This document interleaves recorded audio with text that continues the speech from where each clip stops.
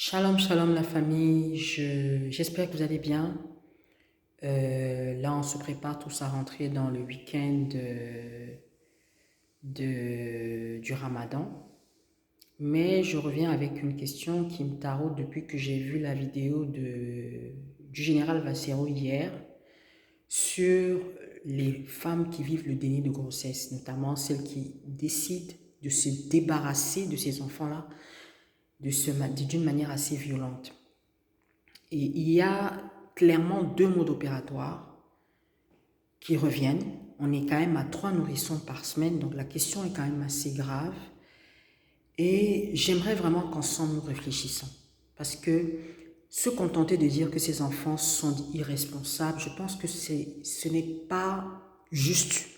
Et ce n'est pas une analyse qui va nous permettre d'évoluer, de mettre un visage à ce qui se passe réellement dans notre pays. Je pense que la problématique est beaucoup plus grave que ça. On a parlé il n'y a pas très longtemps de deux mamans qui étaient confrontées au fait qu'elles ont au problème du vol de bébé. Et on a bien compris que lorsque une maman tisse le lien avec son enfant, il se passe quelque chose de grave. L'autre, il y a une des mamans, Aurélie Belle, qui a subi des pressions et qui a choisi de renoncer à la vie de son enfant. Mais on sait tous que c'est un choix difficile qu'elle a fait. Et l'autre se bat encore aujourd'hui pour récupérer son enfant.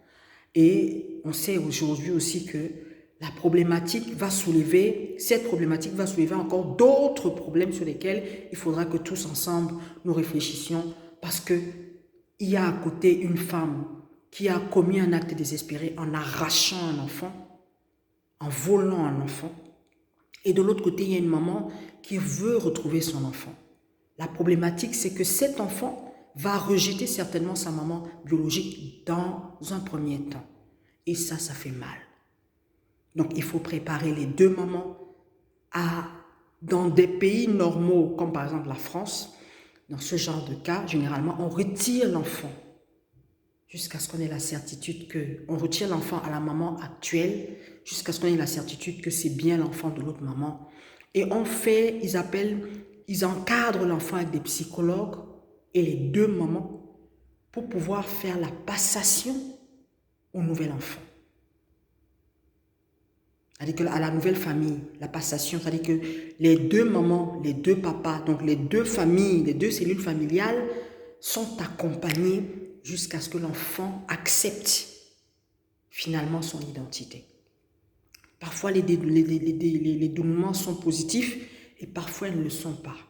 Donc, ce sont des problématiques sur lesquelles nous devons réfléchir tous ensemble parce que ce n'est pas simple. Maintenant, revenons à la question du jour. La question du jour aujourd'hui, ce sont ces enfants. Qu'est-ce qui se passe? La question que je me pose, c'est qu'est-ce qui se passe dans les foyers camerounais aujourd'hui? Nous avons noté qu'il y avait une montée de l'inceste, des relations incestueuses. Parce que, réfléchissons ensemble, bien-aimés. Une jeune fille qui tombe enceinte et qui se lève un matin pour aller jeter dans le cabinet, ça veut dire que elle a été enceinte pendant 9 mois, elle a pu camoufler sa grossesse. C'est-à-dire qu'elle a pratiqué le déni de grossesse au point où son environnement n'a même pas compris qu'elle était enceinte. Qu'est-ce qui me fait dire ça? L'année dernière, il y a une jeune fille qui avait fait une action similaire. Je crois que c'était sur Yaoundé. Et ce qui m'a choqué, c'est qu'on a pu identifier la mère. Et on a donc pu récupérer la grand-mère de la fille qui avait jeté cet enfant dans les WC. Et quand on allait chercher la maman ne savait pas que sa fille était enceinte. Et quand on regarde, quelle famille peut accepter de recevoir un enfant et le laisser finir dans les toilettes? Aucune. Nous ne sommes pas encore arrivés à ça. Du moins, je l'espère. Qu'aucune famille ne peut entendre qu'il y a une naissance. La naissance, c'est la joie, c'est l'espoir. C'est beaucoup de joie qui doivent rentrer dans une famille. Donc, même s'il n'y a pas d'argent, les familles vont se soutenir mutuellement pour que l'enfant naisse dans les meilleures conditions. Et que l'enfant rentre dans la famille Et une fois que l'enfant est rentré dans la famille, on rentre dans un quotidien. D'accord? Donc, on n'est pas encore arrivé où les familles lâchent les enfants lorsqu'il y a une naissance. Non, la naissance, c'est quand même une joie. C'est beaucoup de choses positives pour une famille. Mais qu'une femme pose un acte désespéré de renoncer à son enfant, de vivre le déni et de renoncer à cet enfant, ça veut dire qu'il y a une souffrance derrière. Est-ce que ces souffrances pourraient venir des relations incestueuses?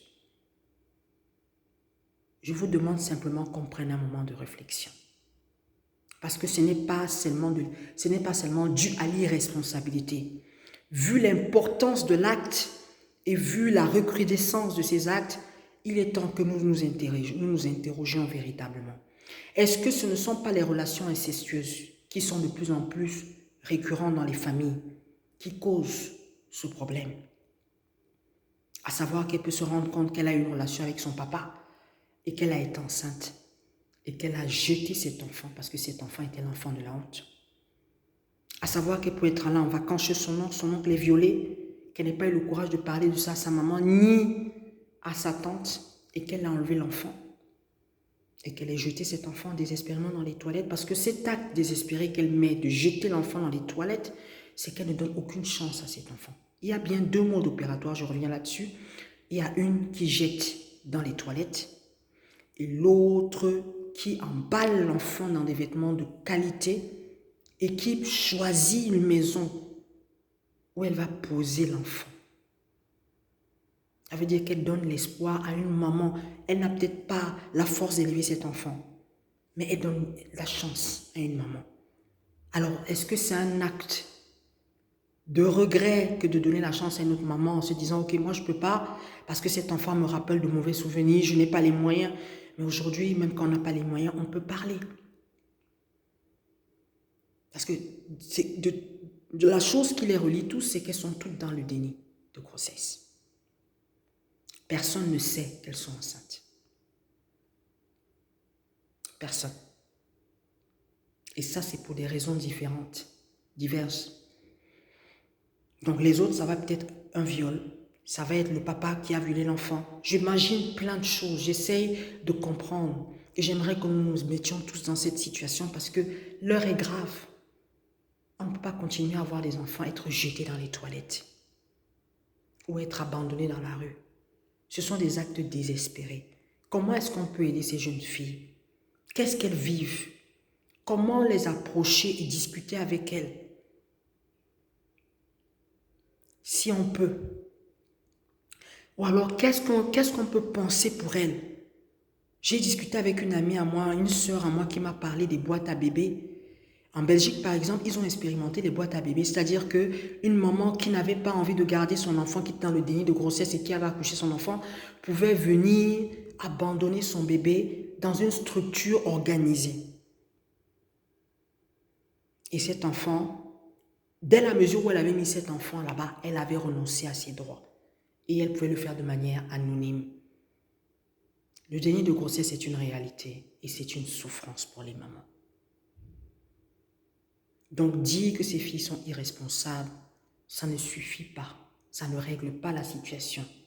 Mais s'asseoir et réfléchir à la question, qu'est-ce qui se passe dans la tête de nos jeunes filles lorsqu'elles pensent au déni de grossesse? Qu'est-ce qui se passe dans la tête de la jeune femme camerounaise lorsqu'elle vit le déni de grossesse? Comment on peut l'aider pour que ces enfants ne soient plus exposés de cette manière et qu'il y ait des mamans qui puissent s'en occuper véritablement? Qu'est-ce qui se passe dans les familles? Qu'est-ce qui se passe? Est-ce que ce sont les viols? Est-ce que ce sont des relations incestueuses avec le père, les oncles, les frères qui peuvent conduire à un tel acte désespéré? Qu'est-ce qui se passe? Je me pose aussi la question. Dire que c'est irresponsable pour ces femmes de jeter les enfants, c'est très facile, n'est-ce pas? Oh, elles n'ont pas été responsables. Je ne pense pas, la capote ne coûte pas aussi cher. Moi-même aussi, j'ai pensé ça au début. Après, je me suis dit que non, c'est bien plus grave que ça. Ce n'est pas qu'une histoire de capote. Ce n'est pas une histoire d'irresponsabilité, c'est bien plus grave que ça. On connote des comportements dans les familles. Quand vous écoutez les capsules de coach Amon Chic, ça fait mal à la tête. C'est-à-dire qu'il se passe des choses dans les familles qu'on ne peut même... C'est innommable, hein? C'est innommable. Est-ce que ces choses-là ne seraient pas des dérives, les résultants de ces dérives dans les familles? Posons-nous les bonnes questions. Posons-nous les bonnes questions. Et j'interpelle ici les chefs du village. Parce que pour les vols de bébés, vous n'avez pas parlé. J'interpelle ici les hommes de Dieu. Parce que vous êtes concernés. Tous ces bébés qui pleurent, ce sont des destinées qui sont brisées. Nous devons trouver des solutions ensemble. J'appelle ici les mamans. Ça ne doit pas être facile de découvrir que son mari a violé sa fille. C'est pas facile. Ça ne doit pas être facile. Ce sont des choses très difficiles, très lourdes. Nous avons besoin de réfléchir sur la question et de trouver des solutions qui peuvent être constructives pour l'enfant. Parce que même s'il y a eu viol, ça reste un innocent. L'objectif ici, c'est de permettre à ces jeunes filles de pouvoir s'exprimer, mais permettre aussi à ces enfants d'avoir une deuxième vie. D'être portés par une maman, d'être portés par une autre famille qui va leur permettre de quitter l'ancienne vie à laquelle ils étaient destinés. Mais posons-nous les bonnes questions. Après le vol des bébés que nous avons vu les phrases que ça a pu faire dans les familles. Posons-nous les questions, mais les bonnes questions. Pourquoi cette recrudescence d'enfants dans les WC? Pourquoi cette recrudescence de déni de grossesse dans les familles? Qu'est-ce qui se passe véritablement dans les familles pour que les jeunes filles jettent leurs enfants? Bien-aimés, nous avons le devoir de nous interroger, nous avons le devoir de nous insurger et nous avons le devoir de trouver des solutions par rapport à ça. J'interpelle également les politiques parce que ce sont des sujets graves. On parle ici des générations futures. C'est important. Sur ce, je vous laisse réfléchir parce que moi, ça chauffe ma tête depuis un moment. Dire que penser que ces filles sont irresponsables est irresponsable même de notre part nous-mêmes. Moi-même, je l'ai pensé, après je me suis dit non. Je me suis dit non. Si on en arrive au point de cacher sa grossesse, ça veut dire qu'il y a une souffrance. Le déni de grossesse est une souffrance. Le déni de grossesse, ne pas reconnaître, ne rejeter son enfant, c'est qu'il y a une souffrance. Et généralement, ça peut être dû à un viol. Ça peut être dû à un traumatisme. Qu'est-ce qui peut provoquer un tel traumatisme chez une mère si ce n'est un viol ou si ce n'est une relation incestueuse? Aidez-moi à réfléchir sur ce point parce que la problématique est bien plus grave que ce qu'on peut imaginer. Je pense à cette jeune fille qui va chez son oncle en vacances et qui se fait violer par son oncle, qui tombe enceinte, qui ne peut pas en parler à sa tante, qui ne peut pas parler à sa mère et qui se voit obligée de vivre cette situation. Je pense à une jeune fille qui vit avec sa mère, qui s'est remariée, qui se fait violer par le mari de sa mère et qui tombe enceinte, qui ne peut pas en parler à sa maman, qui ne peut en parler à personne et qui est obligée de vivre avec cette grossesse, tel un poison dans son corps, et obligée de renoncer à la vie de cet enfant. Je parle à une jeune fille qui a une relation incestueuse avec son frère et qui est tombée enceinte et qui ne peut en parler à personne. Qui s'est fait violer certainement par son frère ou qui a une relation incestueuse avec son frère, qui est tombée enceinte, qui ne peut en parler à personne et qui est obligée de se débattre, de passer par là. Oui, je pense à tous ces cas. Je pense aussi à cette fille qui est irresponsable, qui est olé, qui tombe enceinte et qui ne veut pas assumer sa grossesse parce qu'elle a honte, tout simplement. Ça aussi, c'est possible. Et c'est plus de l'immaturité qu'autre chose. Parce que ça, si elle se fait accompagner, normalement, on peut régler la problématique. Mais celle qui pose un acte désespéré et qui rejette l'enfant, au point de... Parfois même celles qui sont dans le déni parce qu'elles ont honte, le lien qu'elles tissent avec l'enfant leur permet parfois d'en guérir et de dire, après tout, c'est mon enfant, je l'assume. Mais celles qui sont dans un déni dû à une blessure psychologique, c'est tout autre chose. C'est vraiment tout autre chose. Donc, il faut vraiment qu'on réfléchisse tous là-dessus. Bien aimés, je vous sollicite parce que l'heure est grave. Il faut vraiment qu'on réfléchisse tous ensemble là-dessus. Comment faire pour aider ces jeunes filles? Il est clair qu'il faut monter une structure sérieuse pour pouvoir les recevoir et recevoir leurs enfants. En Belgique, ils ont pensé à la boîte à bébé pour ne pas que la femme se sente obligée de dévoiler son identité. En France, ils ont créé l'adoption sous X. C'est-à-dire que tu peux, quand tu es dans ce genre de situation où tu ne veux pas de cet enfant, renoncer à cet enfant sans que ton identité soit dévoilée. Que pensez-vous de ces sujets? Ce sont des sujets qui sont vraiment violents. Mais jusqu'à quand allons-nous laisser les enfants être jetés dans les latrines? Et on est à 3 enfants par semaine désormais. C'est trop. Réfléchissons ensemble, essayons de voir comment on peut apporter des solutions et aidons notre pays à s'en sortir. Soyez richement bénis. Que la grâce de Dieu vous accompagne. Bye.